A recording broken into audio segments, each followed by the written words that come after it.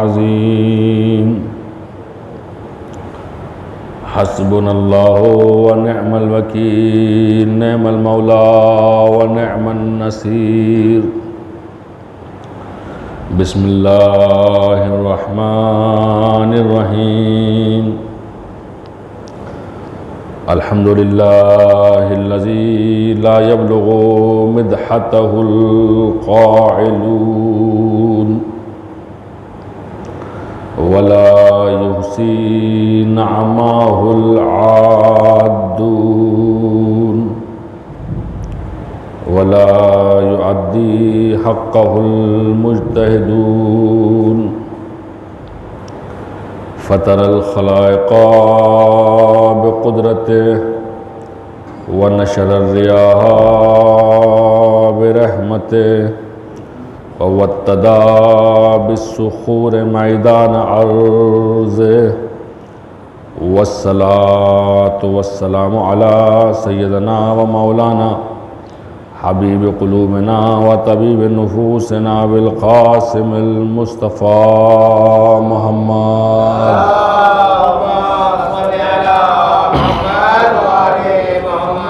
व आलिहि तय्यबीन अत्ताहिरीन अल्लज़ीना अज़हबल्लाहु अन्हुर रिस्सा व तह्हरहुम तत्हीरा।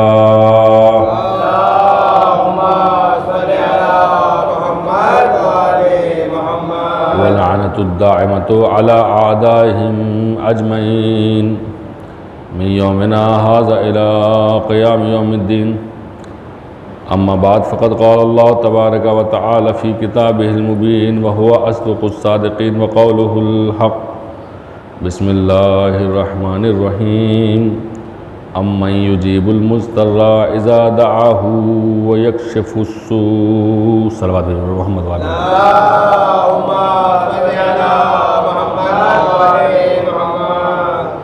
दुआ के उन्वान से हमारी गुफ्तगू इस मरहले की 5वीं गुफ्तगू है। परवरदिगार आलम का इरशाद है, अम्मन युजीबुल मुज़्तर्रा इज़ा दअाहु व यक्शिफुस सू। क्या कोई है कि जो मुज़्तर कोई कि जो दुआ मांगे और मैं सेंस यही है कि मैं उसकी जवाब दूँ, मैं उसकी दुआओं को कबूल करूँ। यानी ए मेरे बंदो, बारगाह रब्बुल इज़्ज़त में आया करो और उससे मांगा करो।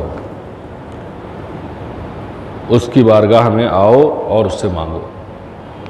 हमारे पास बेहतरीन दुआएं अहले बैत अलैहिस्सलातु वस्सलाम की मौजूद हैं।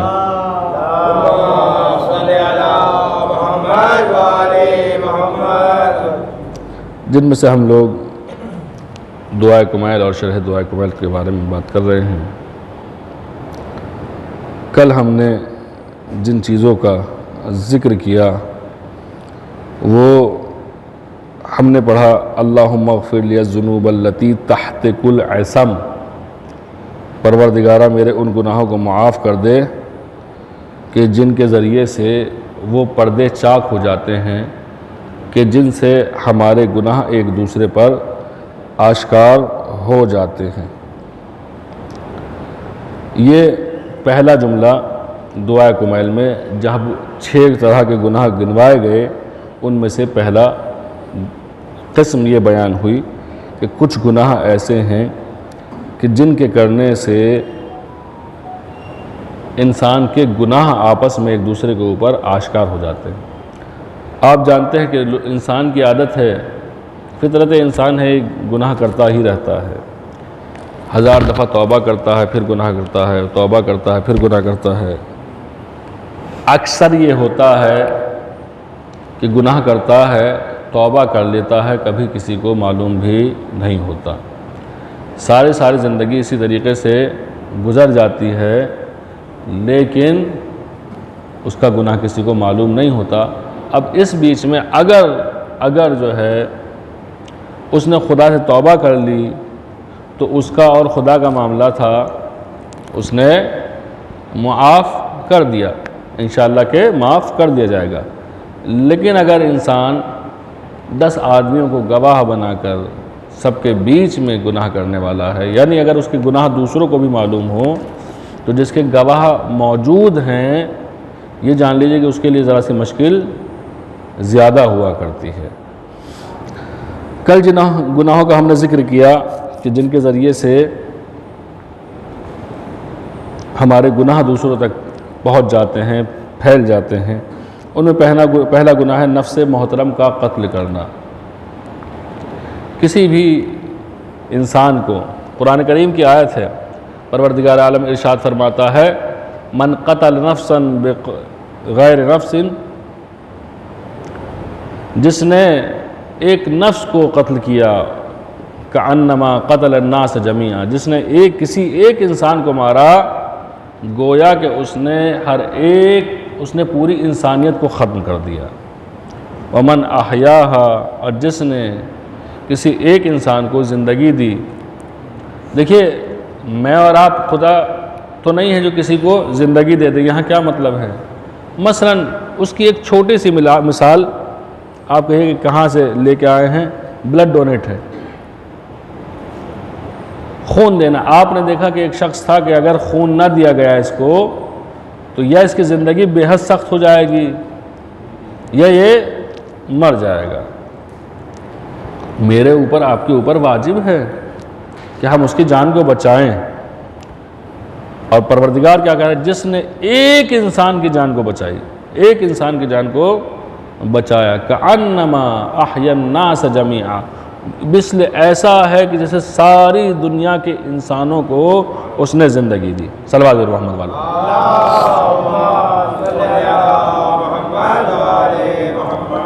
ज़िना एक ऐसा गुनाह है कि जिसके ज़रिए से इंसान के दूसरे गुनाह भी आश्कार होते हैं।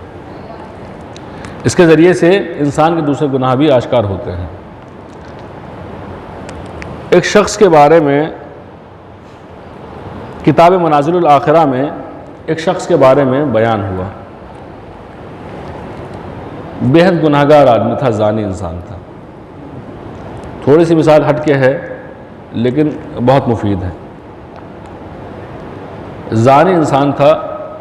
क्या हुआ, न जाने किस तरीक़े से उस वक्त में, हमने पहले भी जिक्र कर चुके हैं कि हम्माम जो है ईरान में, आज भी ईरान इराक़ में मसलन बाज़ारों में भी हम्माम हुआ करते हैं आज भी। पहले घरों में हम्माम होता ही नहीं था। मर्द और औरत सब के सब नहाने के लिए अपने घर से बाहर किसी हम्माम में जाया करते थे। एक शख्स ने देखा कि जो कि बहुत बुरा आदमी था, उसके घर में एक औरत घुस आई और कहने लगी, क्या ये हम्माम है? इसने उसको देखा, जमाल को देखा, खूबसूरती को देखा, एकदम नियत बदल गई। उसने कहा, हाँ हाँ यही हम्माम है। औरत ज़रा अंदर को ही इससे पहले कि समझ पाती कि इसने मुझसे झूठ बोला है, उसने दरवाज़ा बंद कर दिया, औरत को कब्ज़े में ले लिया। इसने दरवाज़ा बंद कर दिया, औरत को कब्ज़े में ले लिया, औरत को कब्ज़े में ले लिया। अब ये चाहता है कि इसके साथ बदकारी करे। औरत ज़रा समझदार थी, मौके की कंडीशन को इसने समझा। इसने कहा कि शख्स, मैं समझ गई हूँ कि अब तू मुझे छोड़ने वाला नहीं है, मैं समझ गई हूँ कि तू मुझे छोड़ने वाला नहीं है, लिहाजा मैं भी राज़ी हूँ कि तेरे साथ वही करूँ कि जो तू चाहता है। लेकिन एक बात सुन, एक तो मैं यहाँ नहाने आई थी, मेरे अंदर बहुत ज़्यादा बदबू आ रही है, लिहाजा पहले इसका इंतज़ाम करके मैं नहा लूँ। दूसरे, मुझे बहुत ज़्यादा भूख लगी है। देखिए, मोमिन वो होता है कि जो मौके की कंडीशन को समझे और उसी के एतबार से एक ऐसा रास्ता निकाले कि अपने काम को हल कर जाए। इसका कोई इरादा गुनाह का नहीं था। एक औरत किसी घर में घुस गई और उसने कहा कि क्या ये हम्माम है? उसने कहा, जी हाँ ये हम्माम है। वो घर में अंदर घुस गई, उसने दरवाज़ा बंद कर दिया। अब इसे लगा कि भाई अब मैं नहीं छुट पाने की इससे, तो उसने इसके साथ जैसी बदफेली का इरादा किया तो इसने कहा कि अभी रुक जा, मैं समझ गई कि तू मुझे क्या चाहता है। मैं भी तेरे साथ वो अमल अंजाम देना चाहती हूँ, लेकिन एक इंतज़ाम कर मेरे लिए कि मेरे नहाने का इंतज़ाम कर दे और मेरे खाने का इंतज़ाम कर दे। मैं तेरा इंतज़ार कर रही हूँ बैठी हुई, मैं तेरा यहीं बैठकर इंतज़ार कर रही हूँ। अज़ान मोहतरम, देखिए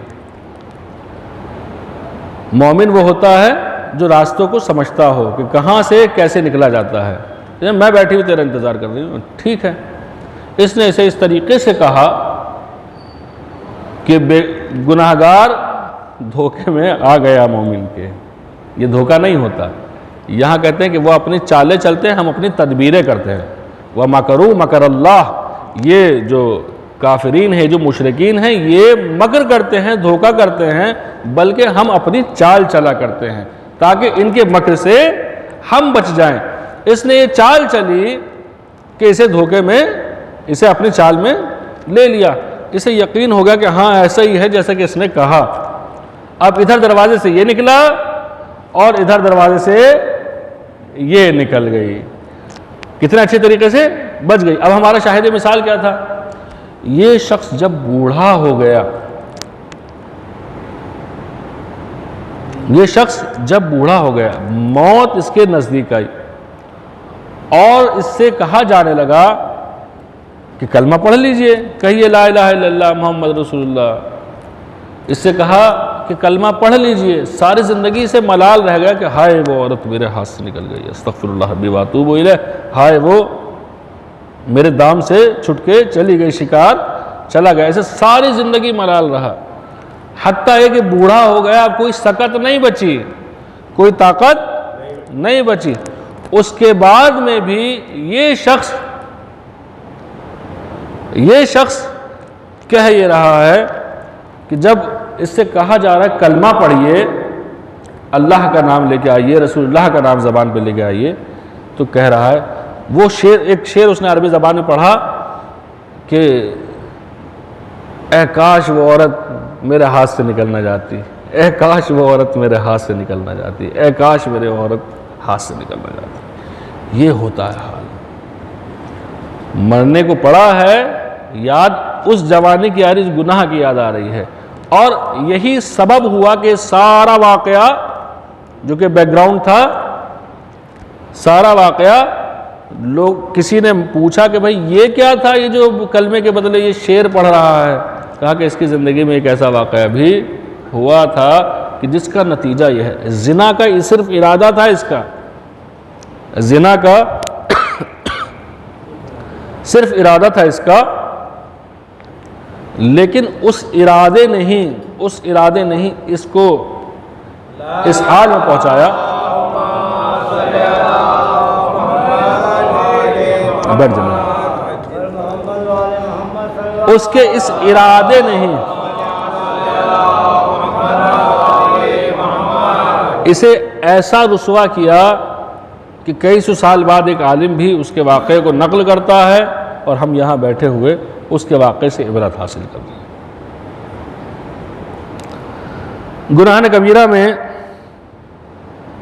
उन गुनाहों में कि जो हमारे गुनाहों को दूसरे के ऊपर आश्कार कर देते हैं। तीसरा है नशा आवर चीज़ों का खाना, मसलन शराब, भांग या इसी कैटेगरी की जो दूसरी चीज़ है, नशा आवर चीज़ें जो भी हैं। परवरदिगार आलम ने कुरान करीम में इन्हें नजिस माना है और इनका खाना हराम है। और रवायत यह है कि शराब पीने वाला, पिलाने वाला, लाने वाला, परोसने वाला, टेबल लगाने वाला, उसके लिए ख़रीदने वाला, उसे बेचने वाला, बीच में जितने कॉन्ट्रैक्टर हैं, जितनी गाड़ियाँ इधर से उधर ले जाने वाली हैं, या उसके लिए एक तिल बराबर भी मदद करने वाला, सब के सब गुनाहगार हैं, सब के सब गुनाहगार हैं।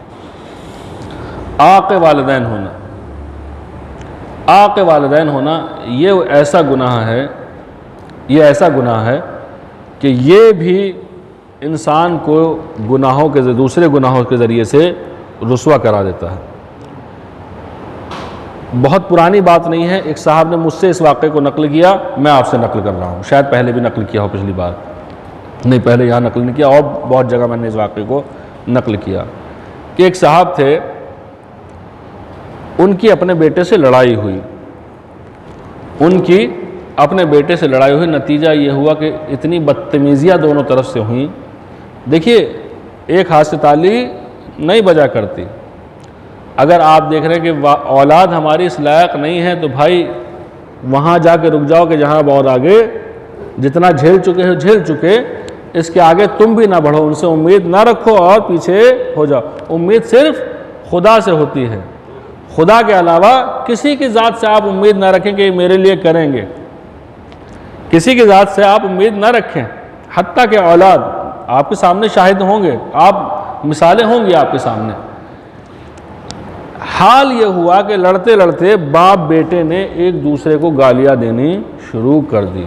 अब देखिए, अब अगर ये इसको गाली दे रहा है, माँ की गाली दे रहा तो अपनी दादी को गाली दे रहा, अगर इसको बहन की गाली दे रहा तो अपनी मसन फूफी को गाली दे रहा, और किसी को नहीं दे रहा, दोनों एक दूसरे को गालियाँ देने लगे और नौबत मारपीट तक पहुँच गई। नौबत मारपीट तक पहुँच गई। अब किसी तरीके से छूट छुटाव हुआ और बात वहाँ ख़त्म हो गई। इन्होंने जाके अपने भतीजे से कहा,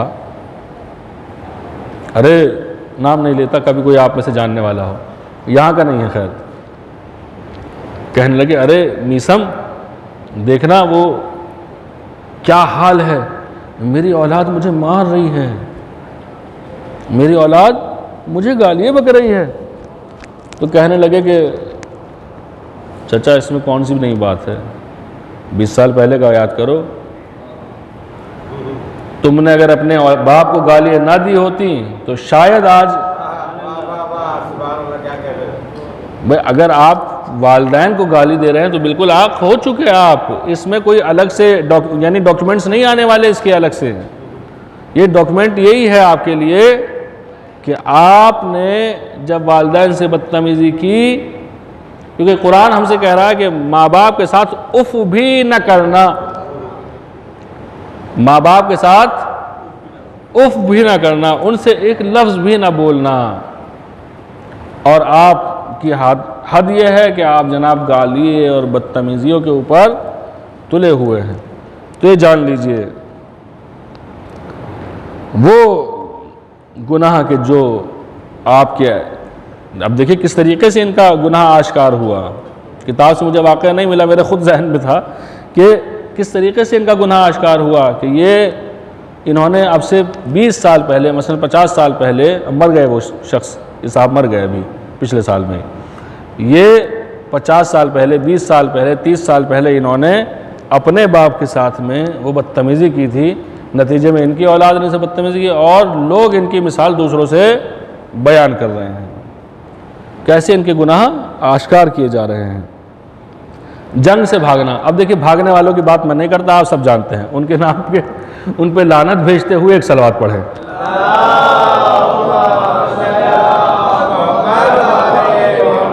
कोई बेचारा बकरियों की तरह भागा, कोई कैसे भागा, बहुत सारे भागने वाले थे। यतीम का माल खाना, नाजायज़ तरीके से यतीम का माल खाना, ये भी उन गुनाहों में से है कि जो इंसान को गुनाहों को दूसरों के ऊपर वाज़ेह कर देता है। मुर्दार खंजीर या जिस जानवर पर अल्लाह का नाम न लिया गया हो, यानी झटके का गोश्त खाना, वो चीज़ शायद इसमें नहीं आएगी, लेकिन मैं ज़ाहिरन इसके अंदर है वो कि अहद व पैमान के ऊपर एक शख्स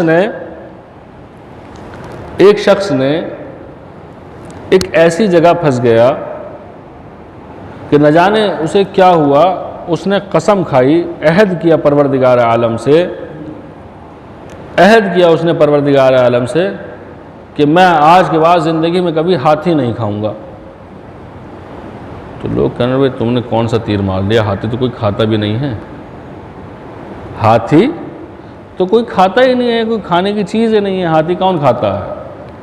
लेकिन ज़िंदगी ने इसे एक ऐसे मोड़ पे लाके खड़ा कर दिया कि कश्ती टूटी, दरिया से किनारे पहुँचे, कुछ लोग बच गए, कुछ मर गए। अब जो बच के आए, इन्होंने देखा बहुत भूखे थे, कई दिन से हाल परेशान था, किसी तरीके से बमुश्किल तमाम जान बचाकर ये लोग जो है कहाँ आए थे, ये आए थे किनारे पर। अब वहाँ खाने की चीज़ ढूंढ रहे हैं तो खाने को कुछ नहीं मिलता, पीने को ढूंढ रहे हैं तो कुछ पीने के लिए वही खारा पानी मौजूद है। भूख के आलम में बुरी हालत है भूख की वजह से। अब चाह रहे हैं कि कुछ ना कुछ खा लें। नागहां कहीं से एक हाथी का बच्चा आ गया। उन्होंने कहा मौका देखो, इसी को गनीमत जान लो। सब लोगों ने मिलकर उस हाथी के बच्चे को मार दिया और उसको पकाकर खाया। लेकिन ये शख्स उन्हीं में मौजूद था। लेकिन किसी और के लिए तो हाथी खाने और ना खाने की इतनी अहमियत नहीं थी, लेकिन इसके लिए बहुत थी। इसने कहा नहीं, मैंने खुदा से वादा किया है। मैं इसको इन चीज़ के बाब में रख रहा हूं कि जिन चीज़ों का खाना मना है। मैंने खुदा से वादा किया है कि मैं कभी हाथी नहीं खाऊंगा, लिहाजा मैं भूखा मरना पसंद करूंगा लेकिन हाथी नहीं खाऊंगा। अब देखिए क्या हुआ, जिसने हाथी खाया सब के सब खा के सो गए।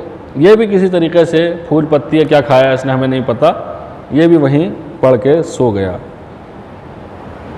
नागहां कहीं से हथनी आई, उसने भी अपने औलाद की हड्डियाँ पड़ी हुई देखी और उसने सूंघना शुरू किया कि जिसके अंदर से उसके बच्चे की बू आई, सब के ऊपर पैर रख के उसने मार दिया। सब के ऊपर पैर रख के मार दिया। इसके पास भी हथनी आई, इसको सूंघा लेकिन इससे वो बू नहीं आई। तो जो कोई भी खुदा से किए हुए वादों का खुदा से किए हुए वादों का पास रखता है तो परवरदिगार आलम भी उसके लिए कुछ ना कुछ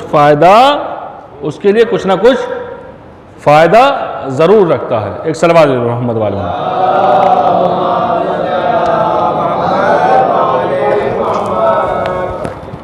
एक गुनाह हमने कल भी इसके बारे में जिक्र किया था, अच्छा अभी रह गया कुछ। सूद लेना, ये कुछ ऐसी चीज़ें बिल्कुल वाज़ेह हैं, इनके बताने की ज़रूरत तकरीबन नहीं है। सूद लेना ये भी हराम और वो गुनाह के जो आपके गुनाहों को आश्कार कर देगा। खुदा आज की महफिल में हमारे आज तक के सारे गुनाहों को मुआफ़ फरमाए। माल हराम खाना ये भी हमारे गुनाहों को जो है वाज़ेह कर देता है, दूसरों पर पहुंचा देता है। कुमारबाजी यानी जुआ खेलना, इसमें भी बाज़ मोमिनीन इस काम में भी लगे रहते हैं। हम खुद जानते हैं कि खुदा उनकी हिदायत करे। कम तोलना ये भी एक ऐसा गुनाह है कि जिसकी वजह से अभी हमने कल शायद अर्ज़ किया था कि अगर ज़्यादा अज़ानें देने से बला कम नहीं हो रही तो कुछ वक्त जो है 1 किलो के बदले 1 ही किलो देना शुरू कर दो कि शायद इससे तुम्हारे गुनाह कुछ कम हो जाएं। किसी पाकदामन के ऊपर तोहमत लगाना, लवात, रहमत खुदा से मायूस हो जाना, अपने को अज़ाब खुदा से महफूज रखना, जालिमों की मदद करना, सितमगरों से दिली लगाव रखना, झूठी कसम खाना। बाज़ लोग होते कसम पे कसम खाए जाते हैं। कसम खाने के बारे में हुक्म यह है कि अगर कसम सच्ची भी है तो उसका खाना मकरूह है। हम कहते हैं कि हम तो सच बोल रहे हैं, अगर आप न खाएंगे तो परवरदिगार आलम उसके बदले एक अतिया, एक सवाब आपके लिए रख देगा, अगर कसम सच्ची भी है। क्यों? चूँकि कहते हैं कि जो लोग ज़्यादा कसम खाने वाले होते हैं वो झूठे होते हैं। जो लोग ज़्यादा कसम खाने वाले होते हैं वो झूठे होते हैं। तकब्बुर, घमंड, अहंकार ये भी एक ऐसी चीज़ है कि जो हम सबके गुनाहों को वाज़ेह कर सकती है। इसराफ ये चीज़ ऐसी है कि मजालिस का मौका हो या शादियों का मौका हो, हमारे यहाँ बहुत ज़्यादा पाई जाती है। आप देखिए कहीं चेहलुम के बाद में जहाँ नान का टोकरा रखा होता है, आप ही के यहाँ की बात कर रहा हूँ, अपने घर की बात कर रहा हूँ, वहाँ जाके देखें कितना किनारी आपको रखी हुई मिलेगी, कितनी किनारी आपको रखी हुई मिलेगी, और कितने आधे आधे नान ऐसे होंगे जो बिल्कुल सही सालिम हैं। अगर अपने घर में होता तो इसको अगला आदमी खा सकता था, अगर अपने घर में होता तो इसको अगला आदमी खा सकता था, लेकिन उसको नहीं खाया। क्यों? चूँकि यहाँ पैसे तो नहीं देने पड़ रहे हैं ना। लेकिन जान लीजिए ये भी उन गुनाहों में से है। आपने सोचा कि मेरा तो कोई नुकसान नहीं हुआ, भाई गया कादिर भाई के यहाँ का खाना था, इनके यहाँ का था, उसका था, जिसका भी था, कोई बात नहीं, मेरा थोड़ी नुकसान हुआ है। आधा नान बचा रहे, भले ही टोकरे के टोकरे पड़े रह जाएं। आप उनसे देखिए, अभी एक वीडियो वायरल हुआ था, मैंने भी वो बहुत पसंद किया कि अभी बर्थडे पार्टी मनाते हुए आजकल तरीका ये है कि मसलन वो केक उठाया और उठा के मसलन इसके सिर पे मारा, उसके सिर पे मारा, उसके मुंह पे मारा, एक हंसी खेल होता है, उसके साथ जनाब कितना खुश होते हैं। उन्होंने पहले उन क्लिप्स को जोड़ा कि जिसमें केक्स को उठा के एक दूसरे के चेहरे मार रहे हैं, बर्बाद कर रहे हैं रिस्क को, रिस्क खुदा है उसको बर्बाद कर रहे हैं। लेकिन उसी के एक सेकंड बाद उन्होंने एक ऐसी वीडियो डाली कि जहां दिखाई दे रहे हैं कि कूड़े में से उठा के रोटी खा रहा है। अभी बहुत पहले की बात नहीं कर रहा, अभी 2-3 दिन पहले मैंने जो इस सफ़र में था, इसके दरमियान में मैंने देखा कि एक औरत कूड़े में से वो बिरयानी का थैला वो निकाले बैठी थी और उसमें से शायद खा रही थी। मैं बस से निकल रहा था, चलते हुए इतना देखा कि वो चावल जो थे उसने थैले में से, कूड़े के थैले में से निकाल के बैठी हुई थी। अभी भी हालात ऐसे ही हैं दुनिया के, और हम केक उठा रहे हैं, उछाल रहे हैं एक दूसरे के मुंह के ऊपर। तो कहाँ की अक्ल है? कौन सी अक्ल इजाज़त देती है कि ये आप ऐसी समझदारी दिखाएं, आप ऐसी मोहब्बत दिखाएं? ऐसी खुशी, कैसी खुशी है भाई? ये कैसी खुशी है कि जो आपको पागलों के साथ शुमार कर रहे हैं? पागल होते हैं जो खाने को उछालते हैं, जो इधर उधर फेंकते हैं। ख़ासकर खुसूसन पहले तो तमाम अदियान में रिस्क की अहमियत है ही, खुसूसन ये हिंदुस्तान जो है, यहाँ का तो रस्म और रिवाज ऐसा है, वो किसी भी मज़हब के मानने वाले लोग हों, यहाँ रिस्क का बहुत ज़्यादा एहतराम किया जाता है। दूसरे ममालिक में मैंने देखा कि किताबों के बारे में, वहाँ किताब को इतनी ज़्यादा मसलन नहीं दी जाती, लेकिन यहाँ पे विद्या को बहुत ज़्यादा, इल्म को जो है बहुत ज़्यादा अहमियत दी जाती है, और किताबों को बहुत ज़्यादा इज़्ज़त और एहतराम के साथ रखा जाता है। हत्ता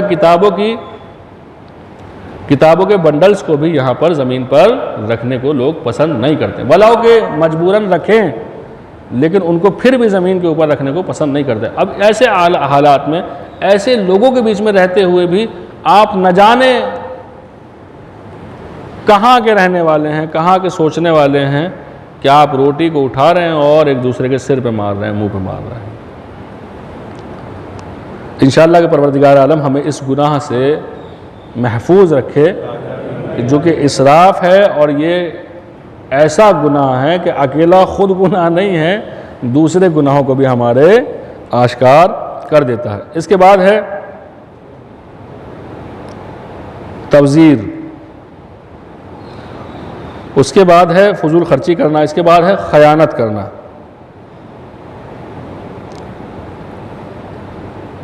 खयानत करना, किसी का माल मेरे पास आया था, आपको बताऊं मैं, हमारे नानी का इंतकाल हुआ, वहाँ हमारे मामू हैं, जो लोग सहारनपुर से वाक़फ़ियत रखते हों, मामू हैं हमारे एक रिश्ते के, अज़हर मामा, अज़हर काज़मी साहब मजालिस भी पढ़ते हैं।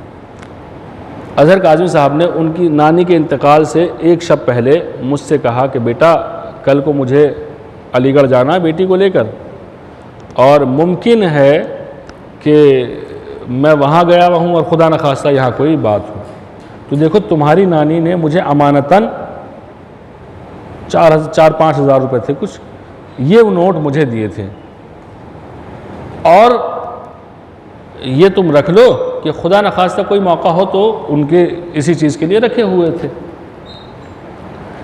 ये नानी की तरफ से अर्ज़ करूं कि एक तरह की वसीयत भी थी कि जो मोमिन की शान है, ये एक तरह की दूरअंदेशी भी थी कि ना जाने हालात क्या हों, ये एक तरह से मौत का यकीन भी था, मौत का यकीन भी था। कितने लोग हैं हम में से,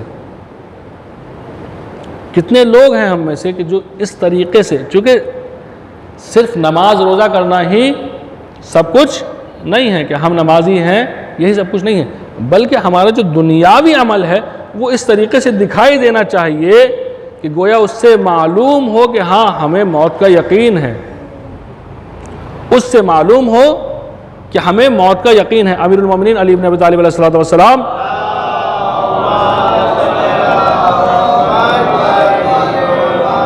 मौला इरशाद फरमाते हैं, कुल्ल दुनिया का अन्नका तुईशु अबदा व कुल्ल आखिरतिका का अन्नका तमूतु गदा। अपनी दुनिया के लिए ऐसे हो जाओ, दुनिया को इस तरीके से कमाओ, दुनिया को इस तरीके से कमाओ कि जैसे तुम्हें हमेशा इसमें रहना हो, जैसे तुम्हें हमेशा इसमें रहना हो। ये ना सोचो कि 20 साल बाद मैं तो मर जाऊंगा, भाई फिर किसके काम आएगा, तो मुझे क्या जरूरत पड़ी, अपना पड़ा रहूं कबाड़े की तरह, जो पैसे हैं उसी के साथ गुजारता रहूँगा, ख़त्म। तरक्की नाम की कोई चीज़ आने वाली नहीं है, उसकी ज़रूरत गोया मुझे नहीं है, क्योंकि मुझे तो मर जाना है। भाई मैं तो 60 प्लस हो चुका, 2-4 साल 10 साल 20 साल में मैं तो चला जाऊँगा, मेरी औलाद कमाए नहीं।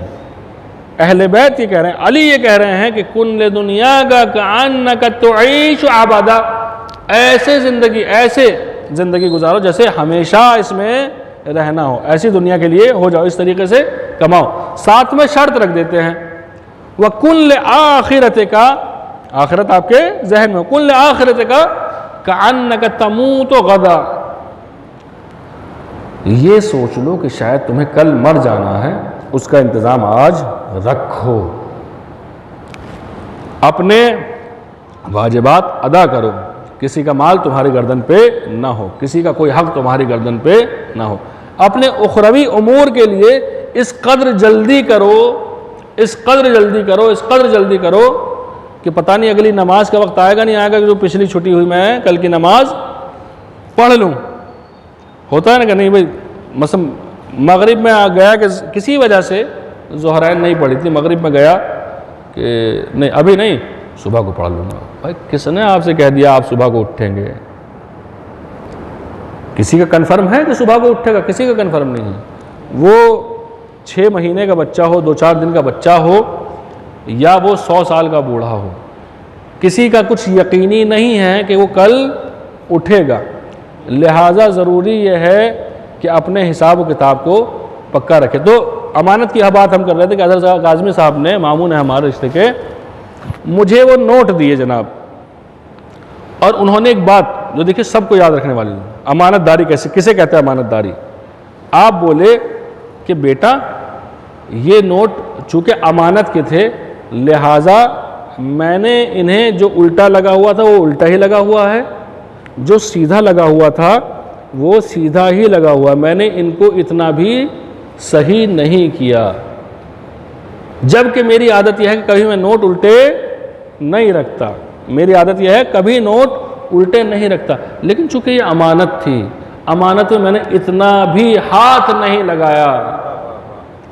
अमानत थी तो अमानत में इतना भी हाथ नहीं लगाया कि मैं उनके नोटों को सीधे उल्टे से सीधे कर देता। यह है अमानतदारी। कोई रसूलुल्लाह के ज़माने की बात नहीं कर रहा कि जनाब सहाबा ऐसे थे, अमीरुल मोमिनीन ऐसे थे, अहले बैत ऐसे थे, वो तो थे ही थे, आज भी ऐसे लोग मौजूद हैं। तो भाई जब वो बन सकते हैं तो मैं क्यों नहीं,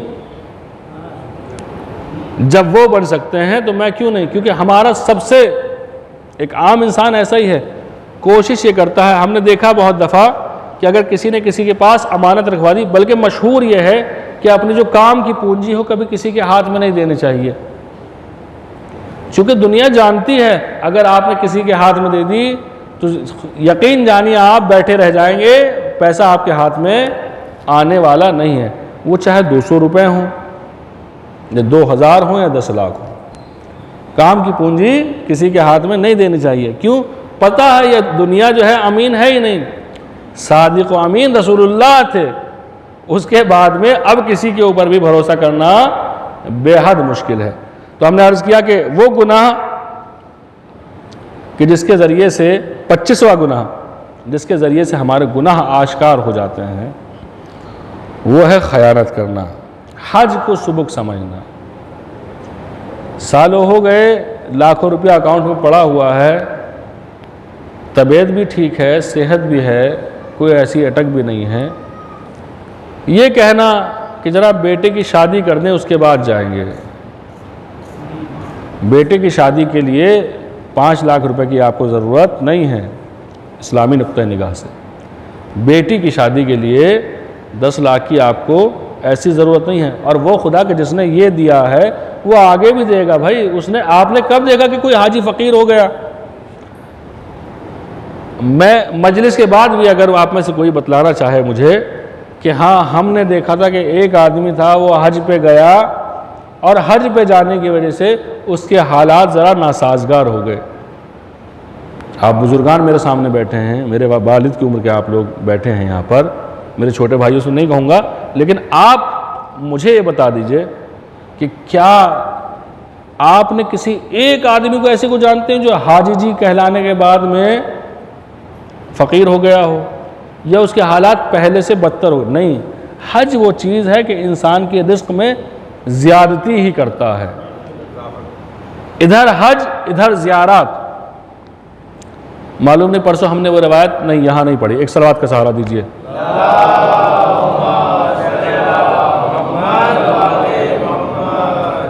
छठे इमाम जाफर सादिक अलैहिस्सलाम किताब कामिलुज़ ज़ियारात में ये बात नकल है कि हमारे और आपके छठे इमाम ने ये इरशाद फरमाया है कि जो शख्स भी अपनी ज़िंदगी के तमाम वाजिबात को अंजाम दे, मुस्तहबात को अंजाम दे और हज भी अंजाम दे, जो कुछ भी उसके ऊपर वाजिब था उसने अंजाम दिया, लेकिन पैसा और इस्तिताअत होने के बावजूद, पैसा और इस्तिताअत होने के बावजूद ये शख्स ज़ियारत इमाम हुसैन अलैहिस्सलाम के लिए नहीं गया। सब कुछ है, सब कुछ जो अंजाम देना था अंजाम दिया। अब अगर ये सब कुछ करने के बाद में भी ज़ियारत इमाम हुसैन अलैहिस्सलाम नहीं करता, सब कुछ होते सिवाते ज़ियारत इमाम हुसैन अलैहिस्सलाम नहीं करता, तो ये शख्स जन्नत में तो जाएगा लेकिन खुदा की कसम मेहमानों की तरह जाएगा। अपना फ्लैट उसे वहाँ मिलने वाला नहीं है। देखिए फ्लैटिंग तो यहाँ होती है जहाँ जगह कम है, परवरदिगार आलम के यहाँ घर है, अपना घर उसको वहाँ मिलने वाला नहीं है। जब तक के इंसान ने तमाम काम अंजाम देने के साथ साथ ज़ियारत इमाम हुसैन अलैहिस्सलाम भी अंजाम दी हो, तब ही जाकर उसे अपना घर भी मिलेगा। लेकिन अगर किसी ने कोताही की, सब कुछ अंजाम दिया, ज़ियारत इमाम हुसैन अलैहिस्सलाम को नहीं गया, तो जान लीजिए जन्नत में रहेगा तो सही, लेकिन एक मेहमान की तरह रूम नंबर 511 अता कर दिया जाएगा, लेकिन मेहमान की तरह, कभी यहाँ है तो कभी वहाँ है, कभी इधर है तो कभी उधर है। चूँकि अपने घर की बात अपने घर की होती है। मैं आपके यहाँ आया हूँ, मेरे पास यहाँ 50 घर हैं, लेकिन अपना घर नहीं है।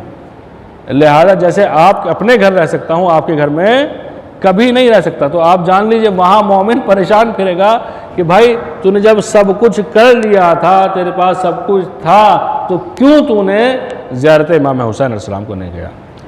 एक सलावत का सहारा दीजिए, एक और रिवायत आपको सुना। ये 3 जुमले और बता दूं। औलिया अल्लाह से जंग, औलिया अल्लाह शायद जिक्र किया होगा हमने। औलिया अल्लाह आप सिर्फ आइम्मा को ना जाने, उनके चाहने वालों से भी जंग इसी के मुकाबिल है कि गोया उनसे जंग है। बेफ़ायदा बेहुदा खेलों में हम कल जिक्र कर चुके, गुनाहों पर इसरार, गुनाहों पर इसरार, ये भी एक ऐसा गुनाह है कि जो खुद ब खुद गुनाह बन जाता है, बार बार बार बार बार बार गुनाहों में लगे रहना लगे रहना लगे रहना, ये भी एक गुनाह के ऊपर गुनाह बन जाता है। अब जो रवायत हम आपकी खिदमत में अर्ज़ कर रहे थे, वो रवायत ये है कि छठे इमाम जाफ़र सादिक़ अलैहिस्सलाम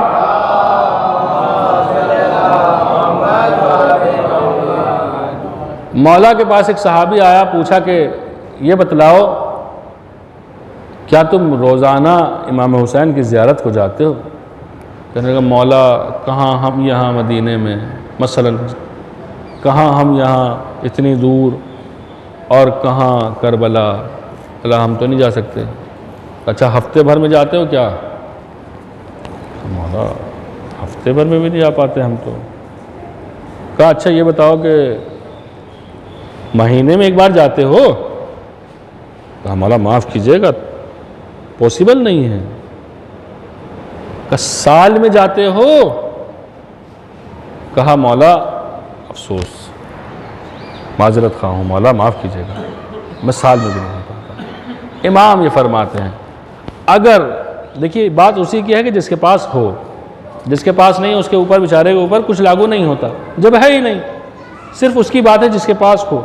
इमाम ये फरमाते हैं अगर तुम साल में एक, बस इसको जुमले को साथ रखिएगा कि अगर जिसके पास हो, जो जा सकता हो, बीमार आदमी नहीं, बगैर पैसे के पॉसिबल नहीं है, तो आप कैसे जाइएगा, रास्ते खुले हों तब। इमाम ये कहते हैं कि अगर तुम साल में एक मरतबा इमाम हुसैन की ज़ियारत के लिए नहीं जाते तो गोया तुमने उनके ऊपर जुल्म किया।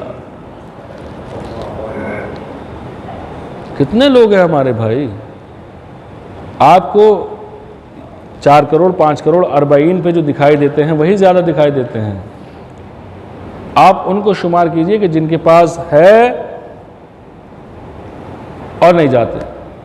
खैर दूसरे का मॉनिटर बनने से कोई फ़ायदा नहीं है, मैं अपना मॉनिटर बनूं कि क्या मेरे पास इस्तिताअत है या नहीं है। कहीं ऐसा ना हो, अकॉर्डिंग टू इमाम सादिक़ अलैहिस्सलाम, छठे इमाम के हवाले से उनके कौल की हदीस में कहीं ऐसा ना हो कि मैं भी जालिम शुमार किया जाऊँ, वो भी इमाम हुसैन की ज़ात पर, वो ज़ात के जिसके लिए फरमाया गया कि हुसैन मिन्नी व अना मिनल हुसैन, हुसैन मुझसे हैं और मैं हुसैन से हूँ। 5 मुहर्रम आ गई, मसाइब के दिन नज़दीक होते जा रहे हैं। जैसे जैसे देखिए हम लोगों के लिए मुहर्रम क्या है, मुहर्रम शुरू हुआ, हमें 2 तारीख को आज यहाँ मजलिस करनी थी, 2 तारीख में कुछ और ज़्यादा मजलिसें की, 3 तारीख को और ज़्यादा मजलिसें की। जैसे जैसे तारीख़ें बढ़ती जाती हैं, हम जुलूस मजलिस की तादाद बढ़ती जाती है। आप करबला में सोचिए, अगर आप करबला में होते तो आपको एहसास होता कि वहाँ सिर्फ तारीख़ें नहीं बढ़ रही हैं, दुश्मन पे दुश्मन आ रहे हैं। एक से बड़ा एक जालिम, एक से बड़ा एक जालिम सामने आता जा रहा है, मैदान में दुश्मनों की भरमार होती जा रही है। एक से बड़ा एक जालिम सामने आता जा रहा है, एक से बड़ा एक मसाइब शुरू होता जा रहा है। कभी पानी बंद किया जाता है, कभी खेमे हटाए जाते हैं, कभी तीरो तबर की बारिश होती है। आप सोच रहे हैं कि क्या सिर्फ आशूर के दिन ही जंग हुई होगी? क्या सिर्फ हर बात लिखी नहीं जाती? क्या सिर्फ आशूर के दिन जंग हुई होगी? नहीं, उससे पहले भी एक मरतबा के बतलाएं, शब आशूर थी। ये किताब भी, ये बात भी अनवार खमसा में मौजूद है। इमाम के कुछ सहाबियों ने जब बच्चों की हालत को देखा, शब आशूर में जब बच्चों की हालत को देखा कि बच्चे जान दिए दे रहे हैं पानी के न होने से, तो उन असहाब ने जमा होके किसी तरीके से एक मश्क लेके नहर फुरात पे पहुँचे और फुरात से मश्क को भर लिया और अपनी जान पे खेलकर, जिसमें बहुत से लोग शहीद हुए, बहुत से लोग ज़ख्मी हुए, अपनी जान पे खेलकर वो एक मश्क पानी ले आए। आप उस वक्त को तसव्वुर कीजिए कि जब आप ट्रेन में कहीं लंबा सफ़र कर रहे हों, आपके पास पानी ख़त्म हो जाए और आपका बच्चा पानी मांगने लगे। आपकी क्या कंडीशन होती है। किसी तरीके से एक बोतल आप पानी ले आए और अगर कहीं आपके बच्चे से वो पानी की बोतल गिर जाए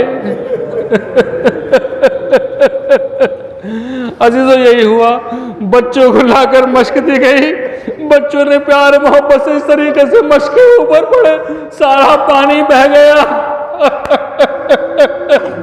बच्चे फिर प्यासे के प्यासे रह गए। हाँ अजीजों यही हुआ, मैदान करबला में यही हुआ, सारा पानी बह गया।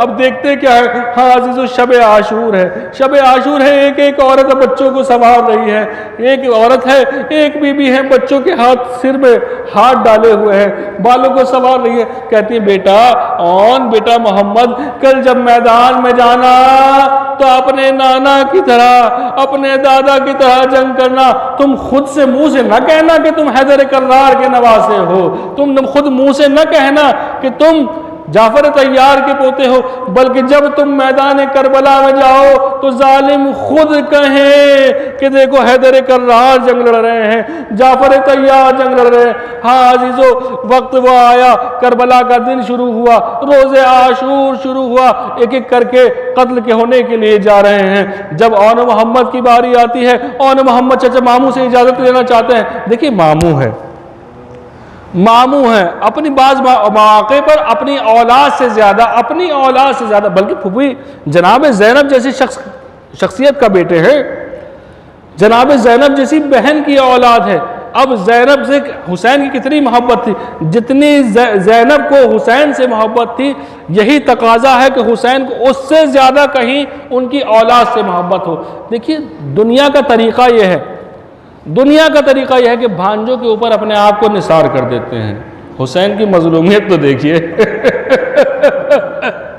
हुसैन की मजलूमियत तो देखिए, नन्हे बच्चे आके कह रहे मामू जान मरने की इजाजत दो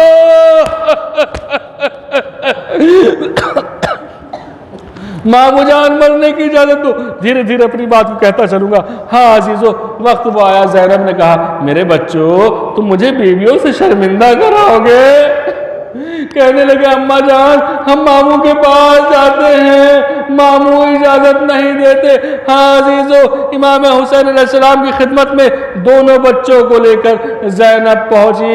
हुसैन समझ गए, कहा कि बहन मेरी बहन इजाजत का दिल तो नहीं चाहता, लेकिन तुम्हें कैसे मना करूं। इमाम हुसैन ने दोनों बच्चों को अपने सीने से लगाया और रोने लगे। हाँ अजीजों अब इमाम कहते हैं ठीक है मेरे बच्चों, राह खुदा में तुम्हें कुर्बान किया, मेरे बच्चों तुम्हें राह खुदा में कुर्बान किया। हाँ अजीजों अब बच्चों को भेजना चाहते हैं। ज़ैनब कहती है मेरे भैया ठीक है मेरे बच्चे छोटे छोटे हैं, लेकिन रुक जाओ इन्हें भी तैयार करके जंग के लिए भेजूंगी। अब ज़ैनब गई, संदूकचे में से एक अमामा अली का लाई, एक जाफर तैयार कर अमामा लाई। हाँ और जाते वक्त ज़ैनब ने अपने बच्चों के वसीयत की थी, ऐ मेरे बच्चों देखो करबला में जाना, मुझे मालूम है तुम फुरात पे कब्जा कर लोगे, लेकिन मेरे बच्चों ये जान लेना असगर प्यासा है ये जान लेना अली असगर प्यासा है, सकीना प्यासी है। दोनों बच्चे मैदान करबला में पहुंचे,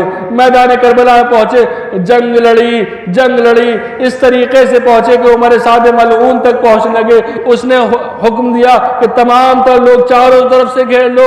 छोटे छोटे बच्चे कब तक जंग करते, दोनों शहीद हुए, दोनों के जख्म लगे। हाँ अजीजों मामू जान का आवाज दी। अब इमाम हुसैन अलैहिस्सलाम मैदान करबला में आए, देखते क्या है एक बच्चा शहीद हो चुका, दूसरा बच्चा कुछ जान उसके अंदर बाकी है। मामू ने बेटे की औलाद के सर को अपने जानू पे रखा। अब देखते क्या है कि कुछ कह रहा है, सुनते हैं कि बच्चा ये कह रहा है मामू जान हमारी माँ से कह देना हमने पानी नहीं पिया मैदान करबला से दोनों बच्चों के जिस्म को उठाकर, दोनों की लाशों को उठाकर खेमों की तरफ लाए। जनाब ज़ैनब से कहा, ए बहन ज़ैनब, आओ अपने बच्चों का पुरसा लो, अपने बच्चों को रुखसत करो। हाँ अजीज़ो, जनाब ज़ैनब आती हैं, कहते हैं भैया सदक़े का पुरसा नहीं लिया जाता, सदक़े को वापस नहीं लिया करता है, मैंने दोनों बच्चों को तुझ पे कुर्बान किया। हाँ अजीज़ो, ज़ैनब ने बच्चों का मातम नहीं किया, एक एक अब्बास को रोई, अली अकबर को रोई, हुसैन को रोई, अपने बच्चों का मातम नहीं किया। हाँ अजीज़ो, जब शाम में शहीदों के सर आने लगे, जब शाम में शहीदों के सर आने लगे, इन दोनों बच्चों के सर भी आए, लेकिन कोई लेने वाला ना हुआ। अब कहने वाला, आने वाले ने कहा, क्या इनकी माँ मर गई है? कहने लगे, शख्स इनकी माँ मर नहीं गई बल्कि जिंदा है, अभी वो हुसैन का गम कर रही है, अपने बच्चों को हुसैन के ऊपर फिदा कर चुकी। इन्ना लिल्लाहि व इन्ना इलैहि राजिऊन।